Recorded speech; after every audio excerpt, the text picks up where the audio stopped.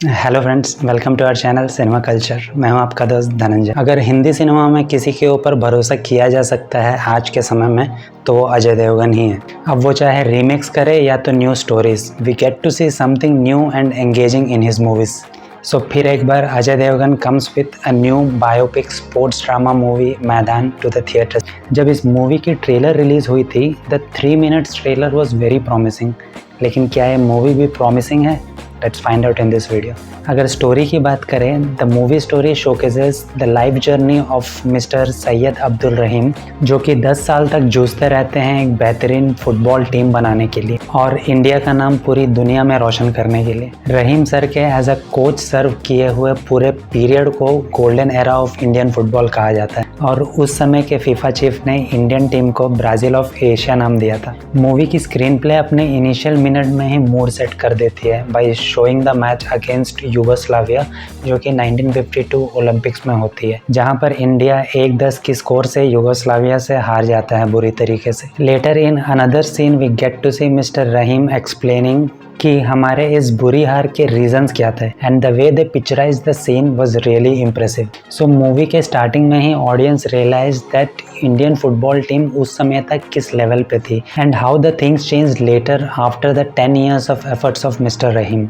दो it's a biopic sports drama movie को ज़्यादा इमोशनल करने की ज़बरदस्ती कोशिश नहीं की गई है, जो कि most of the real life based event movies में होती हैं। The movie is true to its core emotion which is the journey of mister Rahim and his vision for the Indian football team. Movie के एक scene में जहां Indian players नंगे पैरों से खेल रहे होते हैं और यूरोपियन प्लेयर्स इसका फ़ायदा उठाने की कोशिश करते हैं और उनके पैरों को चोट पहुंचाने की कोशिश करते हैं, बट वो इमोशन सिर्फ फुटबॉल ग्राउंड तक ही रहता है। The director doesn't try to use that emotion for a little more drama. Movie कहीं भी ओवर ड्रामेटाइज होने की कोशिश नहीं करती है, जबकि मूवी में ऐसे कई मोमेंट्स आपको देखने को मिलेंगे which make you feel sad and want to root for this characters. मुझे ज़्यादा कुछ तो पता नहीं था मिस्टर सैयद रहीम के बारे में इस मूवी को देखने के पहले, but the way the movie depicts his journey and the struggle is really impressive. The movie looks very well researched.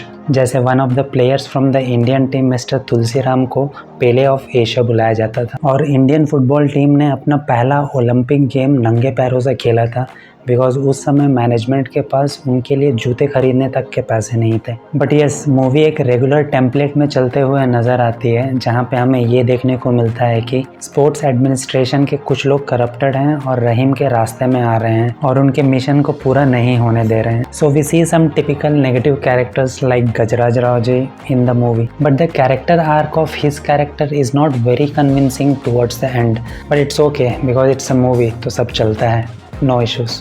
Another thing which may be negative for some people is its runtime. The movie is more than 3 hours long, but the problem with the biopic movie is ये real life events पे based होते हैं and the director will be always confuse कि क्या रखें और क्या ना रखें मूवी में। बट आई बिलीव मूवी में कुछ ऐसे सीन्स थे जिनको हटाया जा सकता था to reduce the run time.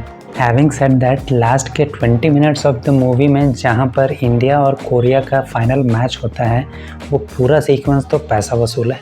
It seems like Amit Sharma has a good range of stories and ideas, क्योंकि एक तरफ वो सोशियो कॉमेडी बधाई हो जैसी मूवी बना लेते हैं और दूसरी तरफ लव स्टोरीज 2 जैसी स्टोरीज भी लेकर आते हैं। And now a biopic sports drama movie. एक बायोपिक होते हुए भी the director doesn't shy away from showing the lead character as a chain smoker in the movie. ये बहुत अच्छी बात है, जिसकी वजह से the character look realistic and authentic. The director Amit Sharma made sure that the movie does not look only like a sports movie, but a movie with a beautiful drama in it. And a special mention to the dialogue writer Siddhant, because इस movie के सारे dialogues realistic और काफ़ी सटीक लगते हैं हर situations में। One of the biggest highlights of this movie is no doubt A.R. रहमान's background score. हमने A.R. रहमान का बेस्ट वर्क हमेशा रोमांटिक, हिस्टोरिकल या लार्जर देन लाइफ मूवीज में देखा हुआ है, but this time the way he compose the background score for the sports drama is really very impressive. Rahman prove that after 3 decades also he is still relevant and मेरे हिसाब से जिस तरह चक दे India song एक स्पोर्ट्स एंथम बन गई थी, उसी तरह मुझे लगता है कि we got another match anthem in the form of team India है हम। जिस तरह ए आर रहमान का music and background score audience को एंगेज करके रखता है throughout the movie and give some goosebump moments in some of the thrilling moment, उसी तरह तुषार कांति का कैमरा मूवी को एक विजुअल अपील देता है। He has really done a great job in the movie along with another cinematographer Andrey, जिन्होंने sports sequences को shoot किया है। And the way those scenes are shot they really look brilliant on the screen. उन scenes को देखकर ऐसा लगता है कि we are there on the field and witnessing that match. Now let's talk about performance. Priyamani पिछले कुछ महीनों से फुल फॉर्म में है and the way she is choosing the scripts is really awesome. Last year in Hindi it was जवान. This year she has started with a bang of Article 370. In Telugu she has Bamakalapam 2 and a great performance this year in a Malayalam movie Neru against Mohanlal, and now in Maidan in a role of Saira, who is wife of Mr. Rahim and who is one of the motivators in his life. She is really awesome. Gajraj Rao.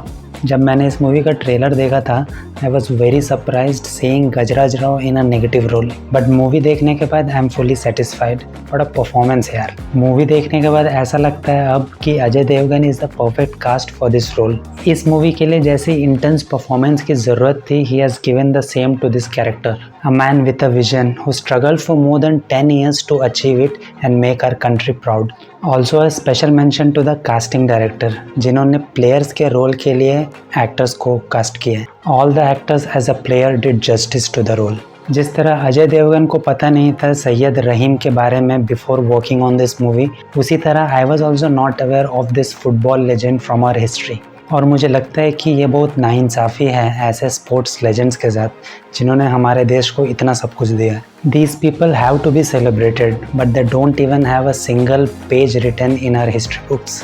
And it is really commendable that the makers have brought a movie based on his life journey. जिस तरह 1983 के cricket world cup के बाद इस देश में cricket के लिए प्यार जगा and we got a world class players like Kapil Dev, Sunil Gavaskar, Ravi Shastri and Sachin Tendulkar, उसी तरह if people get to know what a great sportsman Mr. Rahim was, many young kids from this generation will again show interest in the game of football and will take it to a whole new level how it was in the past, and we will once again see a new golden era of Indian football soon. If you really want to witness a journey of a great legend of this country, then you should really watch this movie. और अगर आपने movie देख ली है then please let me know कि आपको ये movie कैसी लगी. That's all in this video. If you really like this review, please consider giving a thumbs up, and if you really like these kind of detailed reviews, then please consider subscribing this channel. See you in the next video.